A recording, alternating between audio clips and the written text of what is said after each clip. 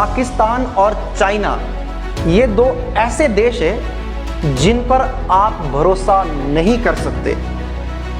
ये ऐसे कुत्ते हैं दोनों, ये दोनों ऐसे कुत्ते हैं जिनकी पूंछ आप 12 महीने एक पाइप के अंदर रखोगे तो सीधी हो जाएगी, और 12 महीने जब आप निकालोगे ना फिर भी टेढ़ी रहेगी।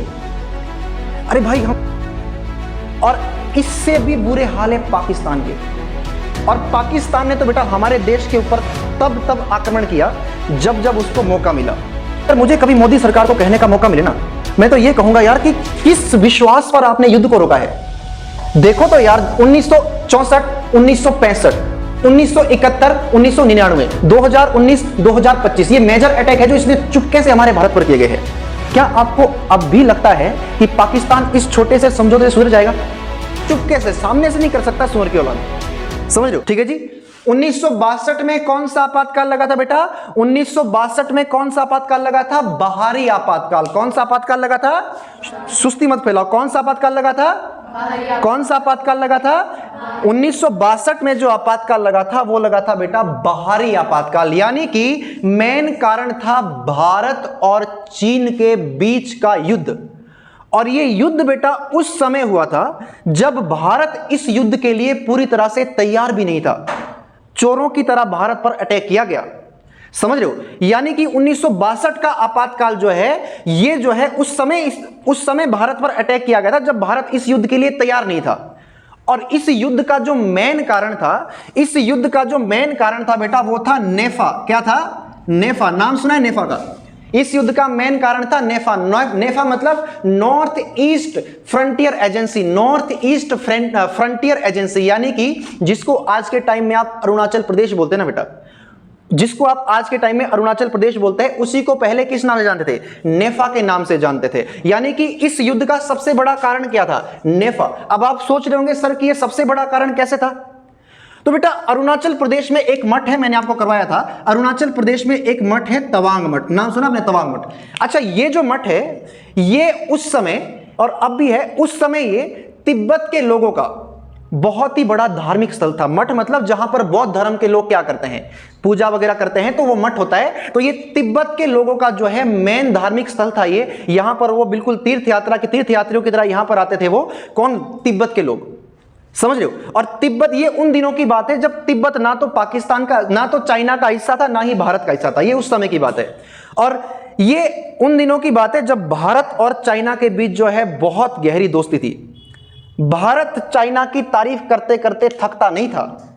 यानी कि भारत का यह मानना था अंजलि जी कि एक लड़की धोखा दे सकती है पर चाइना आपको कभी धोखा नहीं दे सकता। बिल्कुल तारीफें भारत जो है चाइना की बांधता था, चाइना ऐसा है, चाइना ऐसा है, चाइना ऐसा है। लेकिन भाई आप एक बार भारती जी मेरे कहने पर आप एक बार कोबरा सांप को गले लगा लो। आप एक बार मेरे कहने पर आप एक बार भेड़िए के झुंड में घुस जाओ। लेकिन पाकिस्तान और चाइना ये दो ऐसे देश हैं जिन पर आप भरोसा नहीं कर सकते।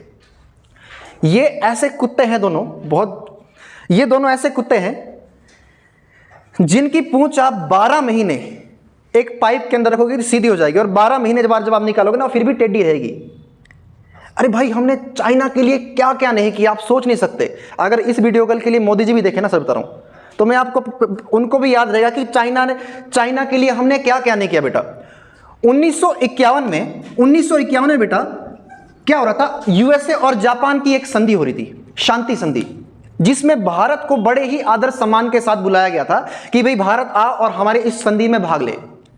भारत ने भाग नहीं लिया। क्यों? क्योंकि चाइना को नहीं बुलाया गया था कि भाई चाइना नहीं जाएगा तो हम भी नहीं जाएंगे, और हम अमेरिका की नजर में हम क्या हो गए? गिर के, समझ रहे हो? यानी कि भारत का मतलब उस टाइम एक ही था कि ये दोस्ती हम नहीं तोड़ेंगे दम अगर पर तेरा साथ नहीं छोड़ेंगे। वाह जी, तुम लोग बड़े डायलॉगबाज हैं। अच्छा, दूसरी बात यार, इसके बदले हमें क्या मिला? युद्ध की चुनौती। चाइना ने हमें युद्ध की चुनौती बेटा तब दी जब हम युद्ध के लिए बिल्कुल तैयार नहीं था। उसने हमें युद्ध की चुनौती बेटा तब दी जब हमने 1951 में 1950-51 की बात है, कोरिया का युद्ध चला हुआ था। कोरिया का युद्ध चला जिसमें कि 25 लाख लोग मारे गए थे। कितने लोग मारे गए थे? 25 लाख। 2.5 मिलियन लोग कोरिया के युद्ध में मारे गए थे। और अमेरिका बोल रहा था कि तू जो है इसमें साथ दे हमारा, लेकिन हमने अमेरिका को दरकिनार करके हमने चाइना का साथ दिया। लेकिन किसको पता था कि ये जो छोटे छोटे नैना है बेटा, छोटी छोटी आंखें देखी हमने चाइना की, ये जो छोटे छोटे नैना है ये दगाबाज कर जाएंगे। समझ रहे हो? अच्छा सुनो मेरी बात। दूसरी बात, इसने हमें उस समय युद्ध के लिए ललकारा, इसने हमें उस समय हमारे ऊपर अटैक किया जब जो है हमारे भारत के लोग एक ही नारा लगाया कि भारत चीनी भाई भाई है, भारत चीनी भाई भाई है। हर बार बेटा चाइना ने हमें धोखा दिया है, हर बार, एक बार नहीं बार बार चाइना ने हमें धोखा दिया है। और किस चीज के लिए? एक छोटी सी चीज के लिए, अरुणाचल प्रदेश के लिए। अरुणाचल प्रदेश के लिए अरे प्यार से मांगता तो हम दे नहीं देते, प्यार से मांगता तो हम अरुणाचल प्रदेश दे देते। लेकिन भैया इसने हमारे ऊपर अटैक किया जब हम बिल्कुल भी तैयार नहीं थे। और इससे भी बुरे हाल है पाकिस्तान के। और पाकिस्तान ने तो बेटा हमारे देश के ऊपर तब आक्रमण किया जब उसको मौका मिला। और आक्रमण सामने सामने नहीं किया, आक्रमण हमेशा उसने पीठ पीछे किया हमारे देश पर। याद है आपको 1964 में नेहरू की मृत्यु हुई। कब? 1964 में नेहरू की मृत्यु हुई जब उसने देखा कि भाई अब तो भारत की आर्थिक स्थिति बिल्कुल कमजोर हो गई है। अब भारत के पास जो है राजनीतिक के लिए सामने कोई चेहरा नहीं है। और 1962 में भारत चीन युद्ध के बाद जो है भारत जो है अब थोड़ा शिथिल भी पड़ गया है, उतनी पावर नहीं रही। तो उसने क्या किया, उसको लगा कि अब मैं कश्मीर के मुद्दे को उठाऊं और एक काम करता हूं, कश्मीर पर धीरे धीरे मैं कब्जा करने की कोशिश करता हूं। तो उसने क्या किया, 1964 में पाकिस्तान के सरक्रीक वाले क्षेत्र में, सरक्रीक पाकिस्तान वाले क्षेत्र में उसने क्या कर दिया, फायरिंग शुरू कर दी। चुपके से, सामने से नहीं कर सकता सुअर की औलाद, समझ लो, चुपके से उसने क्या कर दिया, भारत पर अटैक कर दिया। और जब भारत ने इसका बैक डिफेंड करना चाहा तो इंग्लैंड बीच में आ गया और इंग्लैंड ने रोक दिया। और जब इंग्लैंड ने रोकना चाहा तो हम मान गए। लेकिन पाकिस्तान को लगा कि नहीं यार, अगर हम भारत पर दबाव बनाएंगे तो इसी तरह से जो है हम पक्का एक दिन कश्मीर को ले आएंगे। और उसने क्या किया साले ने, 1965 में इसने सुअर की औलाद ने क्या कर दिया, 1965 में इसने क्या कर दिया, कश्मीर में अपने कुछ आतंकी भेज दिए। कश्मीर में इसने अपने कुछ आतंकी भेज दिए। और कश्मीर में जब उसने आतंकी भेजे तो कश्मीर के लोगों को, जो मुस्लिम भाई हमारे कश्मीर में, उन लोगों को जो है भड़काने की कोशिश की भारत के खिलाफ। और वो तो कश्मीर के मुस्लिम भाई है, उन्होंने क्या कर दिया, उल्टा पुलिस के हवाले कर दिया। किसको? उन कश्मीर के, जो कश्मीर में जो आतंकी आए थे उनको पुलिस के हवाले कर दिया। और ये भी पाकिस्तान का प्लान क्या हो गया, फेल हो गया। यही नहीं बेटा, 1971 में इन सुअर की औलादों ने फिर से हमारे देश, इन्होंने 1971 में फिर से क्या किया, भारत के हवाई अड्डों पर क्या कर दिए, कब्जे कर दिए। भारत के हवाई अड्डों पर इन्होंने क्या कर दिए, कब्जे कर दिए। वहां पर इन्होंने अटैक करने फिर से शुरू कर दिए। 1971 के भारत पाकिस्तान युद्ध की बात कर रहा हूं मैं। 1971 में इन्होंने अटैक कर दिए। और जब उन्होंने भारत के जो है हवाई अड्डों पर इन्होंने हमले किए, जिसको इन्होंने चंगेज खान ऑपरेशन के नाम से जाना गया है। तो चंगेज खान के भी रखेल के औलाद है साले में, तो ये इतनी नफरत इनसे हो चुकी है, समझ रहे हो। तो चंगेज खान ऑपरेशन के नाम से इन्होंने पीठ पीछे चुपके से अटैक किया। फिर से हमने जब इन पर अटैक करने की कोशिश की, फिर से इन्होंने युद्ध विराम के लिए कहा, हम मान गए। यही नहीं, 1999 में इन्होंने 3000 सैनिकों के साथ कारगिल पर अटैक किया। और जब कारगिल पर इन्होंने चुपके से अटैक किया और उसका हमारे भारतीयों ने बेटा करारा जवाब दिया। और इतना ही नहीं मनीषा कोइराला जी, इतना ही नहीं, 2019 में इन्होंने जम्मू कश्मीर के पुलवामा पर अटैक किया था। और उस दिन, जिस दिन वैलेंटाइन डे हमारे भारत में था, उस दिन अटैक किया था। 14 फरवरी 2019 को इन्होंने 40 शहीदों को हमारे मारा। और ये भी सामने से नहीं किया, ये भी पीठ पीछे वार किया। छुपन छुपाई खेल रहे थे हमारे साथ बेटा। अगर एक भी बार सामने से वार करता था फिर पता चलता ना, नहीं कर सकता बेटा, ये इसकी है क्या औकात इसकी यार, समझ रहे हो। यही नहीं बेटा, दूसरी अंजलि, यही नहीं, 22 अप्रैल 2025 में इसने फिर से जम्मू कश्मीर के पहलगाम में इसने अटैक किया। जम्मू कश्मीर के पहलगाम में इसने अटैक किया। और यह भी कैसा किया, चुपके से अटैक किया। तो प्रधानमंत्री मोदी जी ने बोला, यार इतनी छुपन छुपाई तू खेल रहा है, काहे छुपन छुपाई खेल रहा है, एक आधी छुपन छुपाई हम भी खेल लेते हैं। तो प्रधानमंत्री मोदी जी ने रातों रात जो है पाकिस्तान के आतंकवादी ठिकानों पर क्या कर दिया, उन पर हमला कर दिया, उनको खत्म कर दिया। इससे पाकिस्तान और ज्यादा भड़क गया। हमने बोला कि भड़कता जा और फिर से यार अमेरिका बीच में आया कि युद्ध को विराम दो, युद्ध को विराम दो। 2 बार ऐसा कर चुका है, फिर से विराम दो, फिर से युद्ध को विराम दो। लेकिन मैं तो मतलब कि अगर मुझे कभी मोदी सरकार को कहने का मौका मिले ना, मैं तो ये कहूंगा यार कि किस विश्वास पर आपने युद्ध को रोका है। देखो तो यार 1964, 1965, 1971, 1999, 2019, 2025 ये मेजर अटैक है जो इसने चुपके से हमारे भारत पर किए गए हैं।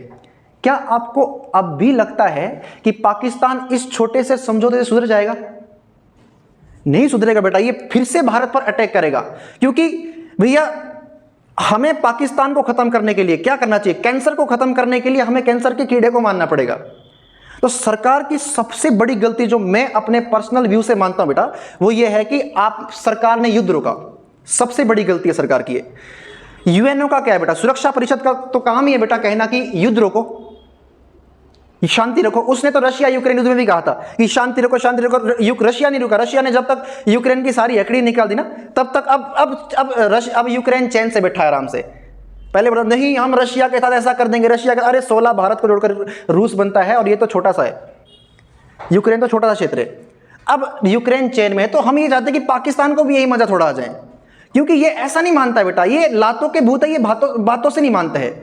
और मेरा तो ये भी पर्सनल सुझाव है कि जब अगली बार सुरक्षा परिषद की कभी बैठक होगी तो साफ तौर पर जो है प्रधानमंत्री जी को या फिर हमारा जो भी वहां पर विदेश सचिव होगा, वहां पर साफ तौर पर जो है यूएनओ की मीटिंग में भारत को कहना चाहिए, क्या कहना चाहिए? साफ तौर पर कहना चाहिए कि पाकिस्तान बार बार भारत पर अटैक कर रहा है और बेवजह अटैक कर रहा है, और रिटर्न में ये दे कि हम भारत पर दोबारा हमला नहीं करेंगे।